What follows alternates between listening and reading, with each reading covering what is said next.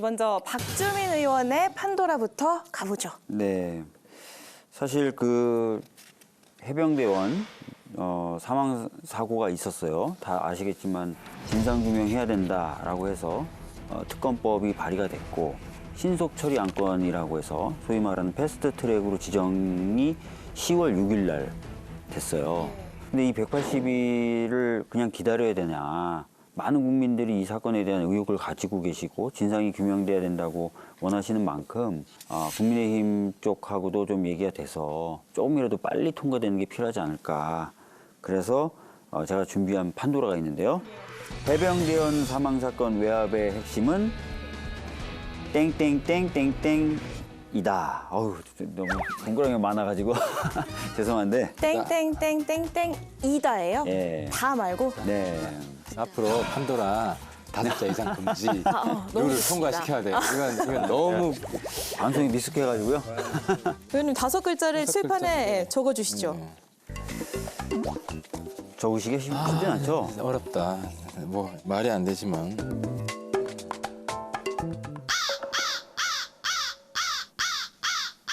다섯 자 어려워요. 근데 숫자에 구애받지 말고. 네. 숫자에 숫자 그대로 말고 생각하시는 거 그냥 쓰시면 될 것 같습니다.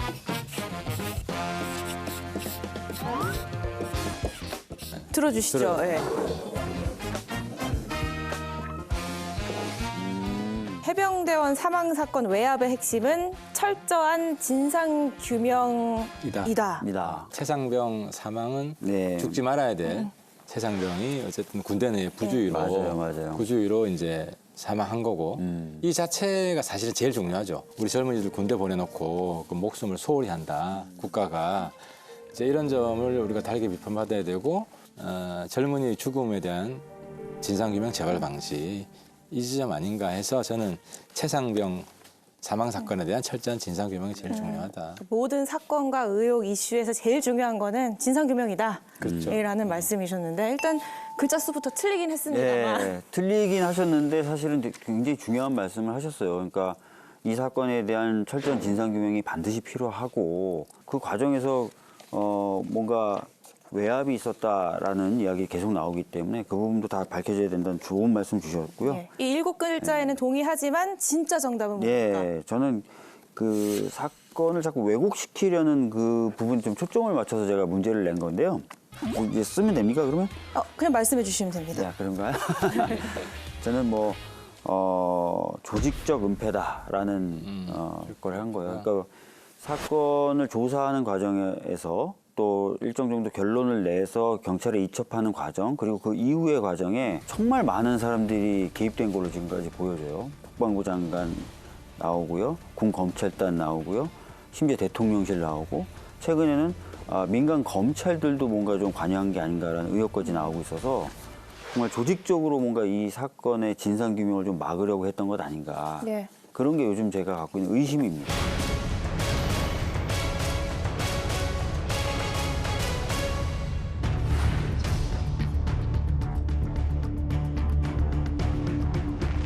VIP라고 하는 표현이 있습니다.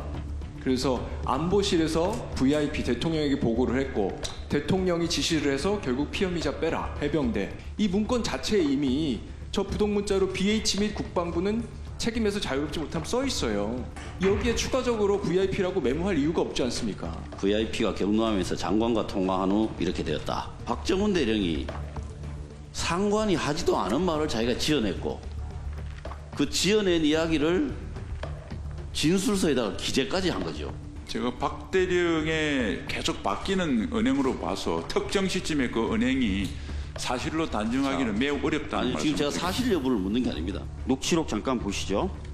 녹취록에 보면 뭐라고 돼 있냐면 이 중수대장이 통화한 내용을 옆에서 다 들었는데 외압이고 위법한 지시를 하고 있다라고 다들 이렇게 느끼면서 자 박정훈 대령 혼자 느꼈다는 겁니까? 말이 바뀐 사람은 오히려 해병대 사령관이고 처음부터 끝까지 원칙을 가지고 소신 있게 수사하고 행동한 사람은 박정훈 대령이다. 수사 외압이라는 프레임을 걸어서 그 괴벨스식 선전선동이라는 느낌이 확 나네요. 수사 외압이라는 그 프레임이 국민에 인식되면 이것을 뒤집기 위해서는 수많은 사실과 증거가 필요하다. 맞는 이거 여실히 깨닫고 있습니다. 일단은 이 최상변 승직 사건을 조사하는 과정에 외압이 있었느냐 없었느냐 이걸 두고 이제 공방이 벌어졌어요. 외압 의혹을 제기하고 있는 민주당, 야당 주장부터 들어보죠. 여러 가지 지금 증거가 나오고 있어요. 이거는 뭐 단순한 어떤 진술 이런 게 아니거든요. 예. 회의하면서 배포됐던 문서에 적은 필기 메모가 공개된 건데 이 메모에 대해서 뭐 일부 여당 의원들은 뭐 항명죄나 이런 게 되니까 그 항명죄에서 빠져나가기 위해서 뭔가 사후에 만들어진 메모처럼 막 주장하시더라고요. 그게 아니라 미리 항명죄가 문제가 되기 전에 이 사람들이 그런 지침을 받던 걸 메모를 해놓은 거예요. 이런 물증들이 나오고 있어요, 지금. 그래서 이 부분은 좀 철저히 좀 밝혀질 필요가 있습니다. 국방부에서 경찰로 넘어가는 자료는 장관이 다 동의를 해야 됩니다. 예. 근데 어쨌든 장관이 입장을 분복했다는 게 나중에 형사보호법 개정에 따라서 그걸 못하게 만들어놨다니까요. 어쨌든 민주당은 특검을 촉구하고 경찰로 있고 넘어가는 경우 국민의힘에서는 장관이 사인하게끔 돼 있는데 아니에요. 지금까지 6건 넘어갔는데요. 2건만 장관이 한 거고 나머지 건들은 장관에게 보고조차 안 되고 그냥 군 경찰이 계속 넘긴 겁니다. 제일 중요한 국민들 입장에서 제일 중요한 거는 우리 아들 군대 보내놓고 좀 안전하게 안심하게 부모들이 살 수 있게 해달라. 이 제일 핵심 포인트예요. 예. 근데 이제 민주당은 이 최상병 사망 사건 자체에 대한 진상규명, 재발 방지 이 부분은 소홀하고 계속 외압 항명으로 이제 몰고 가는가 내가 볼 땐. 전혀 그래서- 그렇지 않고요. 아니, 전혀 그렇지 그러니까- 않고요. 그러니까 지금 왜 저희가 특검을 얘기하냐면 수사기관에 대한 신뢰성이 부족하다라는 것도 있지만 항명 같은 경우 공검찰이 지금 수사를 하고 있어요. 믿을 수가 있을까요? 그래서 이 부분이 문제가 많고 네. 특검을 해야 될 필요성이 더욱 크다라는 거예요. 경찰 내에서 뭐 사건의 진상 규명은 이제 진행이 될 텐데 이게 굉장히 절박하다 이러면 그 전에 국회에서 국조라도 하자. 맞아요. 네. 저는 이 정도 선에서 민주당하고 서로 타협을 할 수 있을 것 같고 이번에 지금 패스트트랙 튀어나온 건 특검이죠. 네, 특검. 그러니까 특검은 좀 경찰 수사 결과 보고 판단해도 되는 거 아니에요? 특검은 어차피 이제 6개월 후에 돼야 본회의에서 처리가 될 수 있어요. 네. 그래서 그 사이에 국조를 좀 하는 것 필요하다고 저도 보는 거고. 알겠습니다. 일단은 진상규명이 돼야 된다는 점에는 두 분 다 동의를 하시고 네. 국정조사에 대해서 여당도 동의를 하는 입장인 겁니까? 이제 우리 당 기조를 좀 바꿀 필요가 있다고 생각이 되고요. 바꿀 필요가 있다. 예, 예. 이제 진상 규명이 필요하다면 저는 국조는 우리 당이 동의를 해줘야 된다.